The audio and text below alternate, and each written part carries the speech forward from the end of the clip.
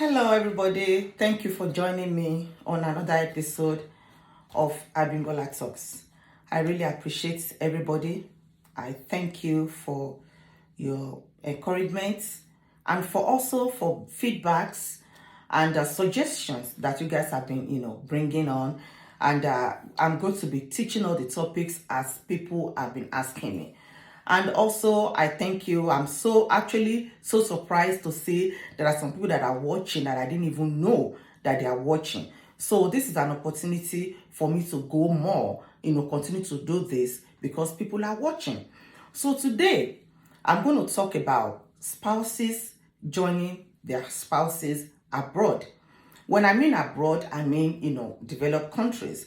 If you're joining your husbands, joining your wives, from wherever you're coming from home, especially Africans, coming to join your husband here or joining your wives here. There are so many things that are different. So many things, the environment is different, the finance is different, the families around are different, compared to while we're back home. So this week, what we are going to talk about is word for spouses, either husbands or wives that are joining their spouses abroad. Thank you again. Thanks for joining Abimbola Talks. So I say congrats on joining your spouses abroad. The anxiety, oh my God, I'm finally here, all the fastings that you have been doing, all the prayers, thank God that God has answered, and, at the end of the day, I say congratulations to you. But there are so many things that you need to know in order to be able to navigate living abroad. There are so many things that you have to know so that you don't fall into depression or anxiety, because I've seen so many people, and I'm a good example because I also came to join my husband abroad. So one thing that I need to let you know is that you are in a foreign land with minimal families around. Well, I say congratulations to you. Some already have their families here. Maybe you have your parents here or your sisters, but it's definitely not the same. You are in a foreign land. Understand your spouse lifestyle. There are some men or some women that are very conservative, that they are private. So you have to understand the lifestyle of your husband or your wife. I'm going to use myself as an example. I remember when I was coming to this country, that time, I used to sell clothing back home. So the ones that I didn't finish selling, I made it for myself, different styles, both for me and for my husband. My luggage was full. I remember that time, one of my friends, Omoede, she's now in England. Her cousin was around. He was like, Bimbo, why are you going with all these clothes? Hey, Omoede said, you don't know Bimbo. She likes to party a lot. And I said, me, I have to party. That's the way that I live. I like associating with people. I like going out. So my husband had to get used to my lifestyle. So when I got here, thank God. Actually, the first night that I got here, I always remember that word, that, I thought they said they are very busy in America. Look at all these people as they came out, but they came to honor me. They came to honor my husband. Very distinguished people in the society. So I say, thank God, these people, my husband is like me. So let me tell you, that week on Saturday, we went to a party and I wore one of the clothes that I brought. But, that's my husband's lifestyle. But there are some people that they are not like that. They are very private. But even if you are private, understand your wife. If your wife has a lifestyle like me, try to balance both of them so that there will not be, you're going to be locking your husband at home or your wife, And also, don't shield your wife or your husband from associating with people. That is still understand his or her lifestyle. I understand there are some people that already have the phobia of association, especially when you come from Africa. I have some Africans here that be like, oh, no. Don't associate with Nigerians. Don't go to Nigerian church. Oh, I don't like Nigerian church. I don't do this thing. Keep your phobia to yourself. And I believe that many of these people that has this kind of phobia, they already had problem. They will say, I don't go to Yoruba association. I don't go to this association. Don't go to your tribe association. Let me tell you, no one is an island. I actually have someone that told me that it was so bad that when she got here, that the husband told her that when she goes to African store and she's talking to an African, no. You can't just talk to an African like that. You don't, they do this, they do that. Keep your own opinion to yourself. Keep your own experience to yourself. Let your wife or your husband associate. Because by the time you start having families, let me tell you, you will need people around so that you don't go into depression and postpartum depression that is very, very difficult in order to, to take care of. So it's also, embodied in the fact that you belong to an association. That does not mean that you are everybody's friend, You don't have to be everybody's friend, but have acquaintances. There's one of my friend that she will say her daughter said, you know what, I don't have friends, but I have acquaintances. There are so many things you need. You need help in order to navigate living in a foreign land. Whatever profession that you have at home, when you get here, you need to ask questions from people. Don't just keep to yourself. Don't keep your mouth shut. Talk to people that have the same profession. That, oh, this is how, this is my profession back home. What do I do? What do I need to do? If you ask someone that does not come from your nationality, they might not have, answer to what you are asking about. Like when I came as a nurse practicing from home, when I got here, I had to ask questions from people. What do I do? How do I navigate this? I thank God I had people that have been here before that they were able to help me to navigate, to be able to continue my profession in America. Another one, do not prevent your husband from cooking. Don't take the cooking away from his life. I'm going to give you an example. This is me.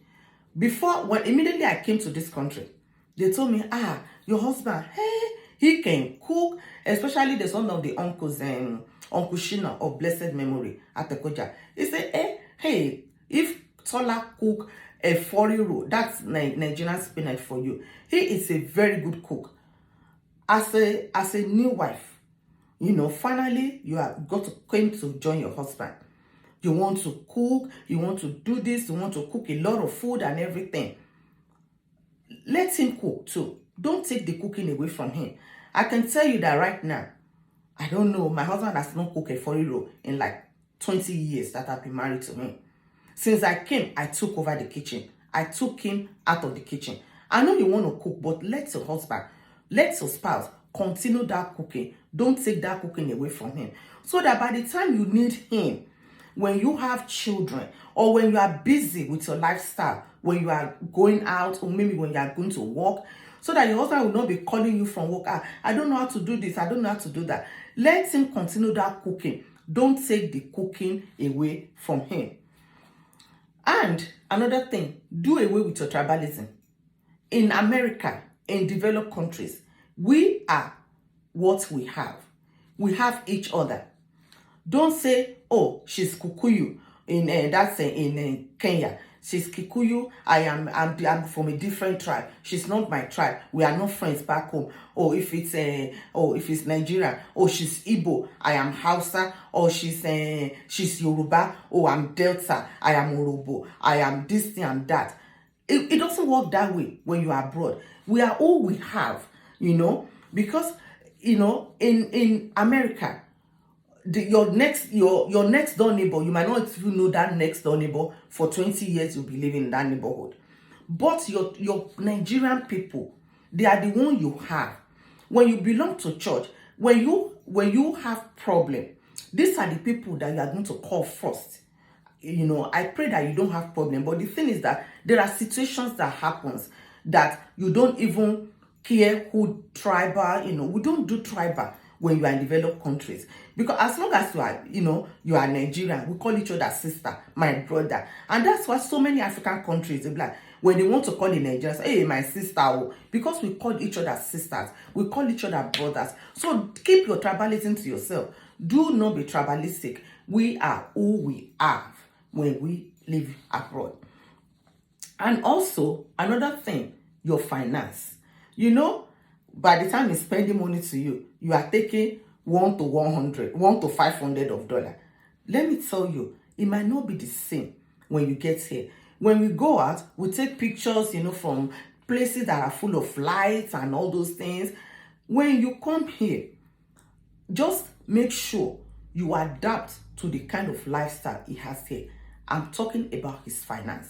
Mind you, this person, either a lady or a man, has worked so hard for it to be possible for you to be able to join him here or her here. I tell people, especially my brother's wives or their spouses, when they come and join their spouse abroad, I tell them, when you get here, utility increases. Because before, when he goes to work, he turn off all the lights. Nobody is watching TV at home. Nobody is using computer. Nobody is cooking. But you have come. Number one, you want to impress him. You are cooking a lot of food. And, the utility bill, the light, the power bill is increased. You are at home. You are communicating. You're on Instagram. You're on Facebook in order to impress your friends back home that you are here. Increase your utility bill. Because you are a new wife, so many people, I say Nigerians, they can bath. They bathe a lot. They can take showers 3 times a day. Most of us here, maybe when we go to work in the morning, you take shower. When you come back at night, you take shower. But people, they can take shower. And let me tell you, the water bill increases at the same time. And it has to work harder and extra in order to be able to foot all these bills. And when you come, the people that are eating in the house increase, especially when you bring kids along. You go to the store, maybe you only go to African store once in 6 months because he might not even be home to eat. But when you came, you want to impress him with cooking, you are going to African store 3 days a week. So you have to understand the fact that he might not be able to impress you by taking you to stores like a Nordstrom, for you to be able to live the lifestyle that you have seen on social media. It doesn't work that way. And maybe, when he got here, definitely before you immediately you get your visa and everything, the poor lady or the poor guy had to move into an apartment of 2 bedroom.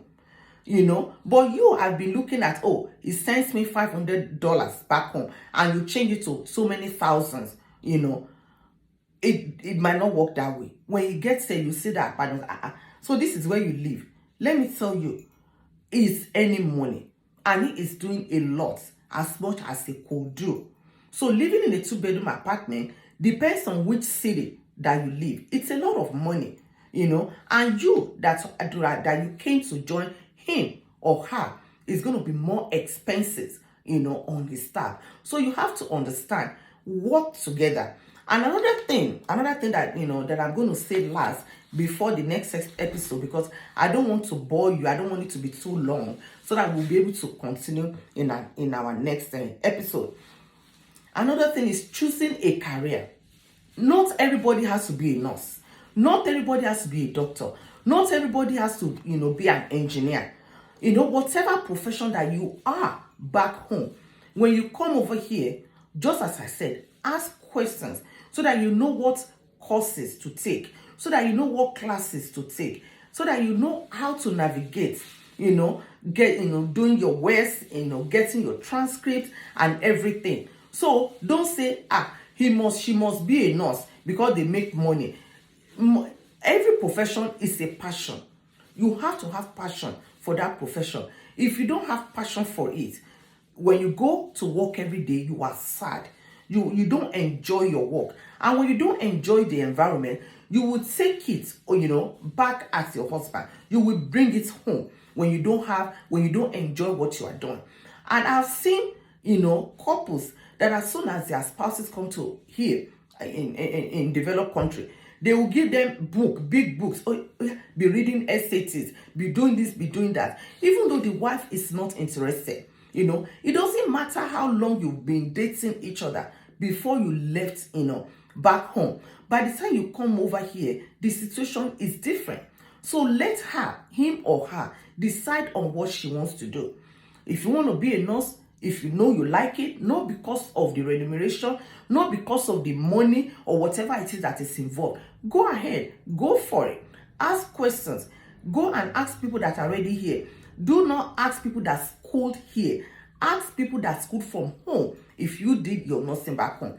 And if you are coming here to study nursing, you talk to people that studied nursing here or whatever profession. If you want, if you are a pharmacist from back home, talk to pharmacists that that came from home as a pharmacist. They're now in America or whatever country, they are still practicing. And also when you get here, if you want to go to college of pharmacy, talk to people that went to college here of pharmacy. But you talk to people that's schooled back home in order to know how to get your transcripts over.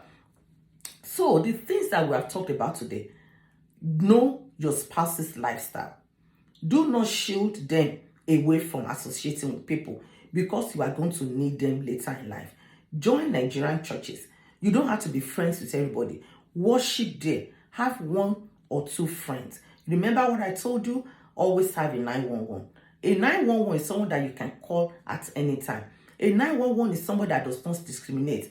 That maybe you are Igbo or Yoruba. A 911 is someone that will tell you the truth, that always have your interests at heart. Another thing is that do not shield your wives. Do not teach your spouses. Keep your phobia to yourself. Keep your tribalism to yourself. And also understand your spouse's financial status. They are working so hard in order to maintain that status. Whatever you see on social media is not what transpires in the real life. And also, do not impose a profession on them. Not everybody has to be a doctor. Not everybody has to be a nurse. Let them choose the career that they want to go.